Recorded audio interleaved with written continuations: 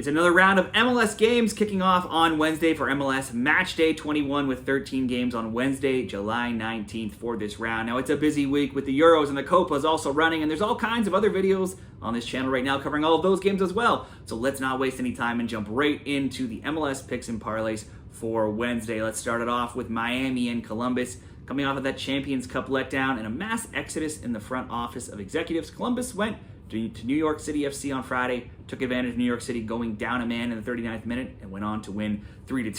They'll have a little bit of a rest advantage here having played that Friday game, whereas other teams would have played on Saturday. Miami were missing a host of stars on Saturday, but also went on the road and won 2-1 in Philly, a win that was made even more unlikely after they went down early in the game, just 3 minutes in, took a red card, not one, but two, in the 68th and 84th minutes, but still scored the winner playing with just 9 men late in the game in the 94th minute. Now, based off those red cards, the absentee list from Miami just keeps growing, as now David Ruiz and Thomas Avalos will also miss out on Wednesday, as well as the likes of Messi and Suarez and several others away on international duty. Miami is still tops in the Supporters' Shield race. They have only one loss in 11 games, and in 23 games in all competitions, they've scored in 21 of those games. Defense is always the question, though, for Miami. It's not if they can score. They've conceded in 19 of those games as well. If you were betting both teams to score in over 2.5, that bet's gone 4-0 and 12-2 in recent games. You'd have to expect the champs, Columbus, to come into Miami and get a goal as well, possibly even maybe win. Columbus have scored in 5 straight MLS games. They've scored multiple in 4 straight, and they've also scored in 12 of their last 15 MLS games. In 19 MLS games, Miami has given up the first goal 13 times. Now, usually that doesn't matter, as 7 of their 11 league wins have come from playing behind in that situation. But they have conceded in 4 of 5 as well. Columbus have, and away in Miami, that probably will happen again. They've also sold midfielder Aiden Morris off to Middlesbrough. The Herons may be out a ton of players this week, but they still have the likes of Campagna, Taylor, Busquets, Alba, Kramashi, Gressel, and last week, youngster Leo Alfonso was the hero as well. So there's still players capable of scoring. This looks like another both teams to score bet. For me, leg one of this parlay, let's go both teams to score, Miami and Columbus. Next up, Cincinnati and Philadelphia Union. The Union just lost at home to Miami, being up 2 men, losing 2-1, like we just talked about. They also just lost Julian Carranza to Feyenoord, as they will be selling him as well. Philly have lost more games this season than in their prior 3 seasons combined, so this season looks to be going off the rails here for the Union. It's 7 straight home losses and just 1 win in 11 overall games for Philly, so it's hard for me to trust seeing them going on the road here and winning in Cincinnati, who are second in the Supporters' Shield race right now. Cincinnati are 8-0-1 in their past 9. They've outscored their opponents 19-11 in that time. Losing 2-0 to Nashville 2 games ago is the only time in their past 15 games where Cincinnati have not scored. Since he let San Jose hang around for a bit on Saturday, it was 0-0 at half. Cincinnati was actually down 2-1 until 3 Cincinnati goals in the 78th minute onwards, with 3 coming from Kubo. Luciano Acosta also had 3 assists, and he now has 13 on the season, and Cincinnati went on to win that game 4-2. This should be a Cincy win for me playing at home, but Cincy is just 4-2-2 at home. That's a decent record, but their home games have usually been very low scoring. They've scored just 8 goals, and they've allowed only 6 goals. They're also out defender Matt Miazga, who was just injured last weekend, so they're going to be weaker on defense here as well. Cincinnati probably should win. You could look to a Cincinnati draw no bet or a double chance in a parlay against the slumping Philadelphia team with just 1 win in 11, or in this parlay just in case maybe a draw comes through here. I'm just asking Cincinnati to score. It's something they usually do, and I can't trust Philadelphia to keep a clean sheet. So leg 2, just simply Cincinnati to score a goal. Next up, Austin and LAFC. LAFC left it late in Orlando on Saturday. The teams were drawn 1-1 with about just 10 minutes to go. And then they had goals in the 80th and 86th minute to give LAFC the 3-1 win. Dennis Bonga had 2 of those 3 LAFC goals, and he scored in 3 straight games and has 4 goals in that time. That makes LAFC 8-0 in recent games with a combined score of 8, outscoring their opponents 18-2 to go with 6 clean sheets as well for Hugo Lloris. In 19 games in all competitions, for LAFC, there's been 2 or more goals in 16. There's been 3 or more goals in 13. They'll get Timothy Tillman back from international duty from the U.S. as well. Austin lost away to Colorado, 2-0 on Saturday. They're now winless in 4. They've been outscored 10-2 in those games. They've also lost 3 straight games. But 3 of those 4 did come on the road, back at Q2 Stadium at home. The comfy confines of playing in Austin. They are 5-2-2, so definitely a better home team than on the road. Last year, LAFC won 4-2 in Austin, though, and 3-0 at home. There's always been goals between these teams. If you look back at their head-to-heads, score lines have been 3-0, 4-1, 2-1, 2-1, 2-0, and 2-0. Both teams to score is certainly in play here. Austin had scored in their first 8 home games this season and multiple times in 6 of 8, but then they got shut out at home to Portland in their last home game. LAFC is flying, though, with clean sheets in 6 of 8 of their wins.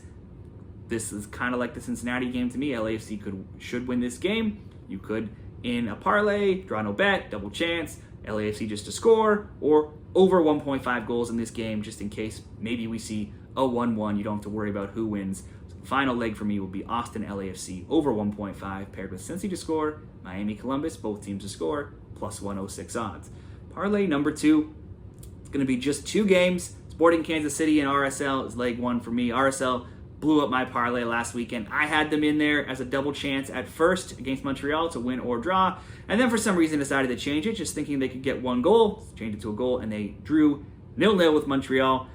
They had scored, though, in 10 straight games, and in all competitions, they've still scored in 16 of 18 games. But instead, like I said, they couldn't get that goal. They drew 0-0, but that still extends their undefeated streak in MLS to 14 games. So if you think that streak continues, then it's an RSL win, it's a draw no bet, it's a double chance, it's something on RSL. They also, RSL versus SKC, they played earlier this season in May, and they won 1-0. Last year the scores were 2-2 and 3-2 SKC. SKC lost again on Saturday this season, losing 4-2 to the LA Galaxy. Now that's 8 losses in 9 and just 1 win in 12 in MLS for SKC. I'm going to keep running this stat out that I use for SKC every week. They've scored now in 16 of 18 games. They've conceded in 17 of 18 and in 15 straight. They have the second worst goals allowed in all of MLS, so both teams to score bets have obviously been a great bet for SKC games. They've allowed multiple goals now in 10 of 12 games. It's good as RSL have been. Them keeping that clean sheet against Montreal last week is rather rare, at least at late, as it's just their second clean sheet in their last 8 games. So, like I said, some sort of bet on RSL on this type of streak has to be in play. Let's go both teams to score, though. I think as bad as SKC has been, they're usually good for a goal, and I don't see them keeping out one of the league's hottest teams right now in RSL. So let's go both teams to score, and we'll pair it with one more, both teams to score, and that's going to come later in the night, the LA Galaxy and New York City FC.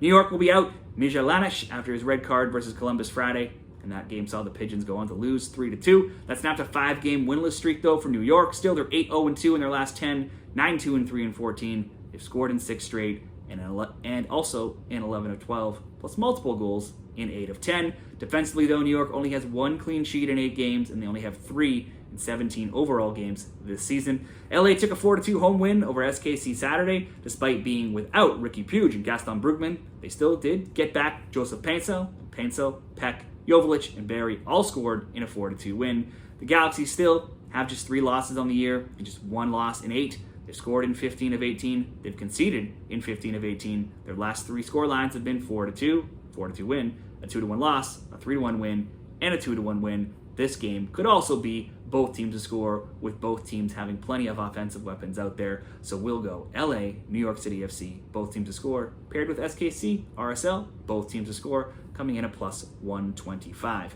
And finally, one more game. This will just be a single bet. I just want to sit back and enjoy some MLS, hopefully after dark chaos between San Jose and Portland, and not worry about anything else tied to this game.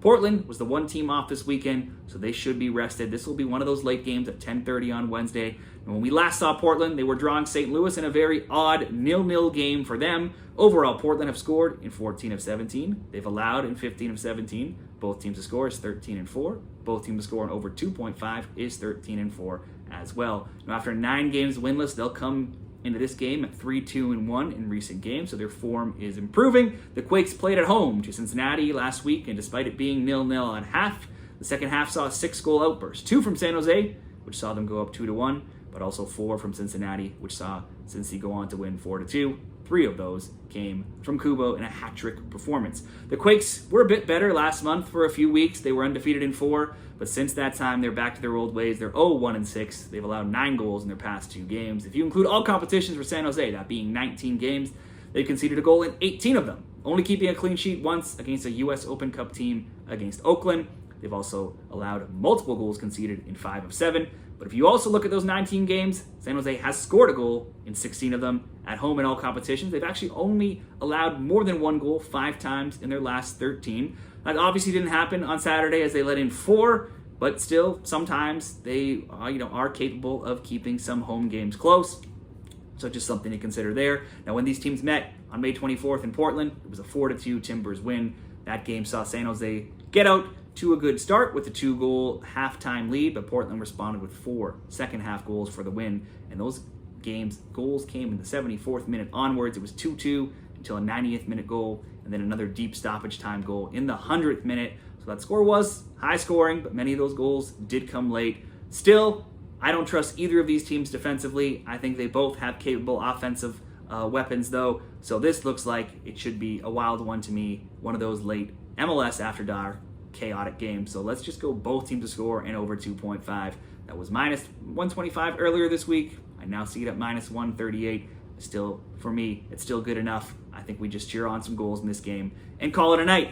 I don't like to bet a lot of unders, but some under considerations for me here. Toronto, Nashville, Montreal, New York Red Bulls, and Charlotte and Orlando all look like good contenders for some under games this week. Now, those are my bets. We have 3 different bets, 2 parlays, 1 straight bet. Before you make your MLS bets this weekend, if you're looking to take advantage of some great sports betting bonuses this summer, look no further. Use my link, signupexpert.com/shredthespread. I'll put that link down there in the comments, where if you use that link, you can claim all the best sports betting bonus bets, sports betting promo codes, risk-free bets, and bonus offers from a wide range of online legal sportsbooks in your area. If you're shopping for the best sports betting odds and new customer promos, be sure to use that link and check out all the special offers that are available to you. Signupexpert.com/shredthespread. Let me know what you're betting this weekend on Wednesday for MLS Matchday 21, and good luck this week.